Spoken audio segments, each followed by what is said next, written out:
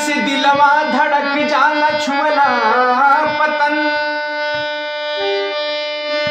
कुछ गड़बड़ बुझाला कहेला मन। हमरा मुरिया केहू जब बढ़ावे कदम,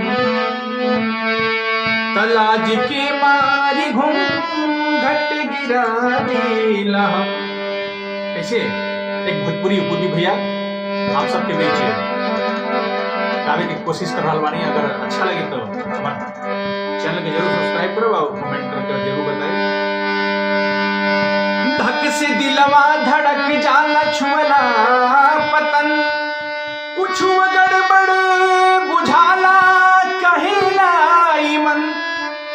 हमरा मुरिया केहू जब बढ़ावे कदम, तलाज के मारी घूंघट गिरा देला।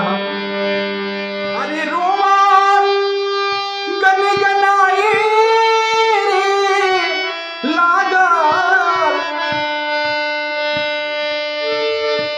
अरे रोमा गनगनाए लागल, छू दे लगल आई हो सवरियोला। अरे रोमा गनगनाए लागल, अरे छू दे लगल आई हो सवरियोला। अरे मेकअप कई भइल हमर काल आई हो सवरियोला। मेकअप कई भइल हमर काल आई हो सवरियोला। मेकअप कई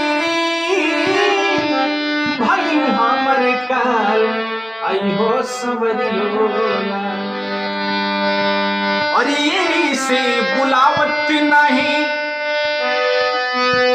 रही हमारी मोरा, अरे सजल धजल देखी के उठावे लगबकोरा, उठावे लगबकोरा।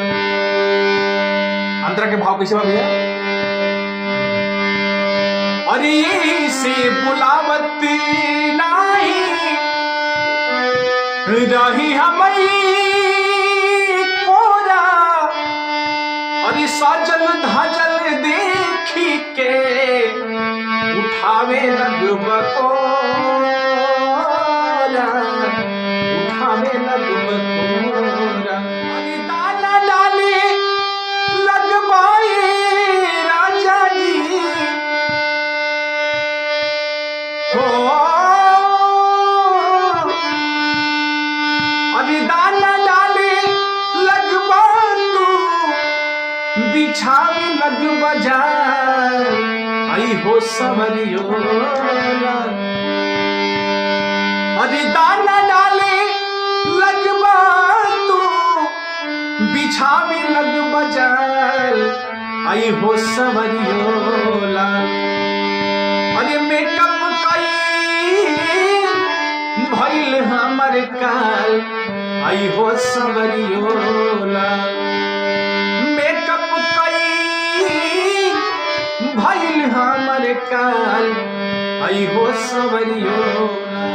अंतरा के अंतिम बाबू भैया कैसे? अरे हम नाही जननी राउर ऐसन बा फेरा, कि हम नाही जननी, हम नाही जननी राउर, कि हम नाही जननी राउर ऐसन बा फेरा। की रउआ भिया हमार डाले लगबो घेरा, डाले लगबो घेरा। कि हम नाही जननी राउर राजा ऐसन फेरा, किया कि हमरा भिरिया रउआ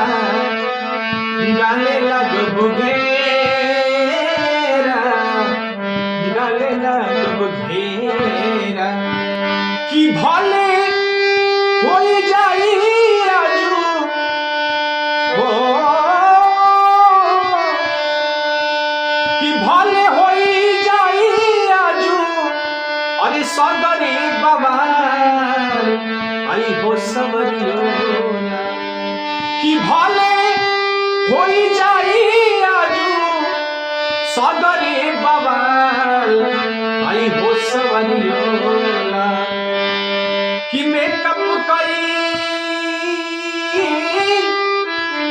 भइल हमर काल आई हो सवरियोला कि मेकअप कई